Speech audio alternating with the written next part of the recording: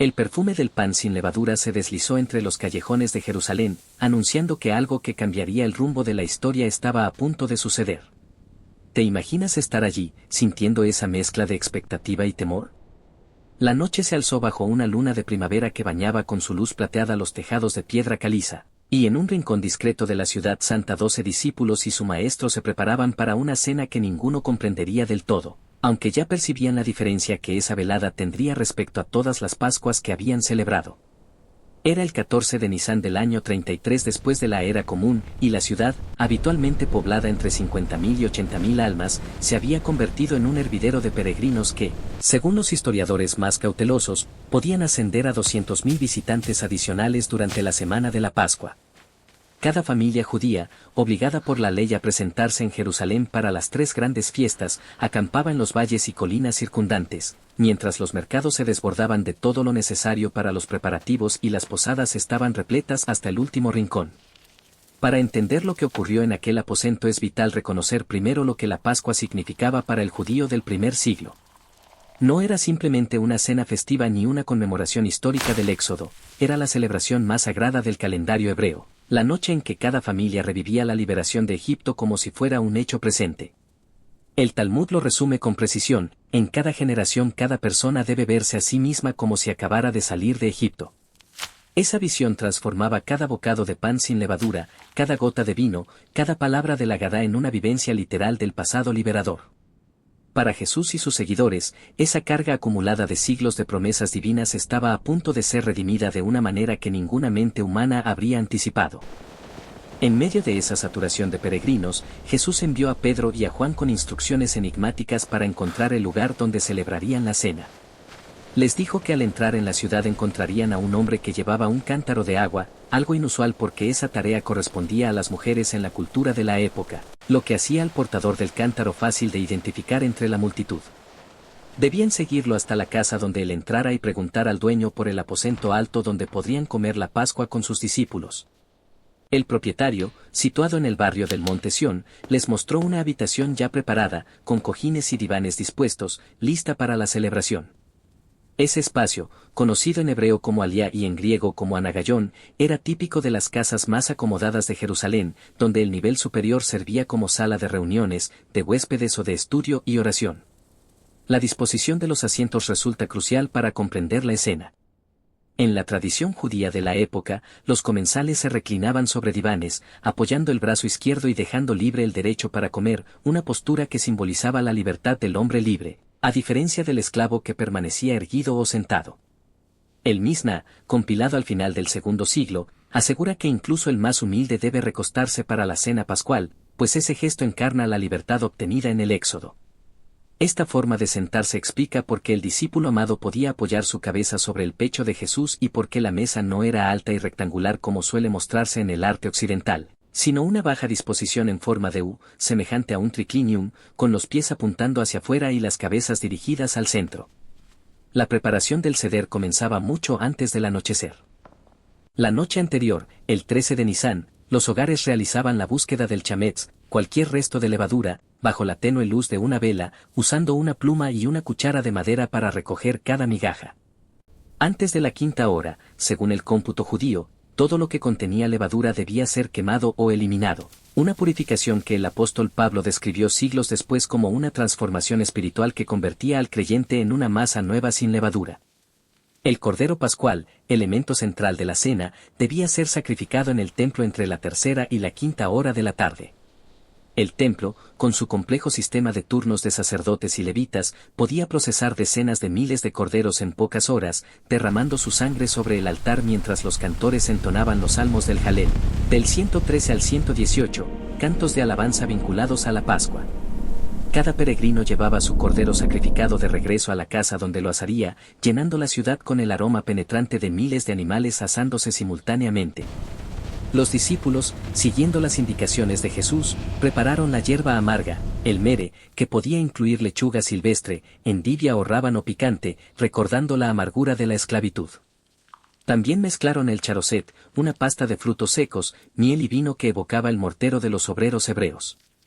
El vino, fermentado de uvas, debía estar presente para las 4 copas reglamentarias del seder, y el pan sin levadura, la matzá, se horneaba rápidamente para evitar cualquier fermentación. Todo estaba listo cuando la luz de la luna bañaba la habitación y los discípulos se reunieron alrededor de la mesa baja, preparados para vivir una noche que, sin saberlo, marcaría el inicio de un nuevo pacto. Si esto te sorprende, dale like y sigue atento a lo que sigue. En el corazón del seder, la primera acción de Jesús no fue una palabra, sino un gesto. Se levantó, se quitó el manto, tomó una toalla, la ceñó a la cintura, llenó un cuenco de agua y comenzó a lavar los pies de sus discípulos, encomendándoles la tarea de servir los unos a los otros. En la cultura del primer siglo, lavar los pies era labor de sirvientes, nunca del maestro. Pedro, impulsivo, protestó, pero Jesús respondió que aquel acto tenía un significado que ellos comprenderían más adelante. El lavado de los pies se convirtió en la primera revelación de la nueva alianza, una encarnación viva de las profecías de Isaías sobre el siervo sufriente. Después, tomó el pan, lo bendijo, lo partió y les dijo, tomad, comed, esto es mi cuerpo. Luego, alzando la copa, añadió, bebed de ella todos, esto es mi sangre del nuevo pacto, derramada para la remisión de los pecados. El pan que partió era, sin duda, la matzá, elemento esencial del seder, y la copa que usó correspondía a la tercera copa, la de la redención, bebida después de la cena principal. Al hacerlo, Jesús tomó los símbolos tradicionales de la liberación del pueblo de Israel y los elevó a una dimensión cósmica, convirtiendo al Cordero Pascual en sí mismo, al cuerpo en la carne del Salvador y a la sangre en el sello del pacto eterno. La noche no concluyó con la institución de la Eucaristía. Tras la cena, los presentes cantaron los salmos del Jalel, del 113 al 118, y salieron al Monte de los Olivos. Jesús, consciente de su destino, cantó los himnos de alabanza mientras caminaba hacia el huerto de Getsemaní, bajo la misma luna que había iluminado la cena. Allí, bajo la sombra de los olivos, oró con una intensidad que los evangelios describen como sudor como gotas de sangre, pidiendo al Padre que, si fuera posible, le apartara la copa del sufrimiento, pero aceptando la voluntad divina. En el huerto, mientras la noche se hacía más densa, la presión histórica, teológica y humana convergía en una sola figura, el Hijo de Dios, dispuesto a ser el Cordero que quita el pecado del mundo. Cada gesto, cada palabra, cada símbolo de aquella última cena se entrelazó con la trama de la redención, creando un puente entre la liberación de Egipto y la liberación del alma. ¿Qué opinas de todo esto? Cuéntame tu perspectiva, porque la historia de esa noche sigue viva en cada pan que partimos y en cada copa que levantamos. ¿Qué sientes al imaginar aquella sala iluminada por la luz tenue de la lámpara de aceite, el murmullo bajo de las voces y el crujido del pan que se parte? Esa sensación de presencia, de estar allí, es precisamente lo que la tradición ha intentado preservar a lo largo de los siglos. Cada vez que la comunidad se reúne alrededor de la mesa, la historia vuelve a cobrar vida, y el acto de compartir el pan y la copa se transforma en un puente que une el pasado con el presente. Para comprender la magnitud de ese puente, es útil recordar que la celebración pascual no solo conmemoraba la liberación de los esclavos en Egipto, sino que también contenía una dimensión escatológica que los primeros cristianos interpretaron como la inauguración de una nueva era. La última cena, al tomar los símbolos del Éxodo y reconfigurarlos, anunciaba la salida del pueblo de la esclavitud del pecado. Cuando Jesús tomó la matzá y la declaró su cuerpo, estaba señalando que, a diferencia del cordero sacrificado en el altar, él mismo sería el cordero que, sin sangre derramada en el altar, ofrecería su propia vida en el Monte de los Olivos. Ese gesto adquiere aún más profundidad cuando se considera la disposición del aposento alto. La arquitectura del triclinium, con sus divanes dispuestos en forma de U, fomentaba la intimidad y la igualdad entre los comensales. Cada discípulo, recostado sobre su cojín, podía mirar directamente al rostro del maestro, y el contacto visual reforzaba la transmisión de la enseñanza. La posición reclinada, heredada de la costumbre grecorromana, simbolizaba la libertad del esclavo que se recuesta para comer, y recordaba la promesa talmúdica de verse a sí mismo como recién salido de Egipto. Así, la disposición física de la mesa reforzaba el mensaje espiritual que se pronunciaba. El lavado de los pies, antes de la cena, se erige como la primera revelación de la nueva alianza. En la cultura del primer siglo, la tarea de limpiar los pies correspondía a los sirvientes o esclavos, nunca al anfitrión. Cuando el maestro se arrodilló y tomó la esponja humedecida, desafió la jerarquía establecida y mostró que el liderazgo verdadero se fundamenta en el servicio humilde. Esa acción anticipó la entrega total que tendría lugar en el huerto, cuando, bajo la sombra de los olivos, el Hijo del Hombre ofrecería su vida como sacrificio expiatorio. La oración en Getsemaní, descrita con tal detalle que los evangelios hablan de gotas de sangre que caían como sudor, revela la tensión entre la voluntad divina y la humana. El Maestro, plenamente consciente de la cruz que se avecinaba, clama al Padre por la posibilidad de apartar la copa del sufrimiento, pero termina aceptando la voluntad del Altísimo. Esa aceptación, acompañada del símbolo de la copa de la redención que había usado en la cena, muestra la coherencia del plan redentor. La sangre del Cordero que salvó a Israel ahora se transforma en la sangre del Cordero universal que redime a toda la humanidad. El canto del Jalel después de la cena también tiene un significado profundo. Los salmos que se entonan en esa ocasión, desde el 113 hasta el 118, son himnos de alabanza y acción de gracias que celebran la liberación histórica de Israel. Al entonarlos, Jesús no solo se une a la tradición, sino que también proclama su propia identificación con el pueblo liberado. Cada verso, cada nota, resonaba con la certeza de que él mismo sería la liberación definitiva, la que no dependería de la sangre de animales, sino de su propia sangre derramada en la cruz. Al salir del aposento y dirigirse al Monte de los Olivos, la multitud de peregrinos que había llenado las calles de Jerusalén parecía una marea que llevaba consigo la energía de siglos de fe. Los vendedores de hierbas, los artesanos que habían preparado los utensilios para el seder, los niños que corrían entre los puestos, todo formaba parte del escenario que acompañaba al Maestro en su camino hacia el sacrificio. La luna de primavera, brillante sobre los muros de piedra, iluminaba la senda, recordando que la luz que había guiado a los israelitas a través del desierto ahora guiaba al Mesías hacia su propio desierto de agonía. En el huerto, la oración se vuelve un clamor universal. Cuando el Maestro pronuncia las palabras Padre, si quieres, pasa de mí esta copa, no solo pide una liberación personal, sino que abre la puerta a la posibilidad de que la humanidad entera sea liberada del peso del pecado. La copa, símbolo de la redención, se convierte en la metáfora del sufrimiento aceptado por amor. Esa aceptación se extiende más allá de la historia de aquel momento, alcanzando a cada creyente que, al participar del pan y la copa, se une al pacto eterno sellado por la sangre del Cordero. La última cena, por tanto, no es simplemente un relato histórico, es la fundación de una liturgia que trasciende el tiempo y el espacio. Cada vez que la comunidad repite las palabras esto es mi cuerpo y esta es mi sangre del nuevo pacto, se reaviva la promesa hecha en el desierto y se confirma la esperanza anunciada en las profecías. La práctica de partir el pan y beber la copa se convierte en una declaración viva de fe, una proclamación que la muerte ha sido vencida y que la vida eterna está al alcance de los que creen.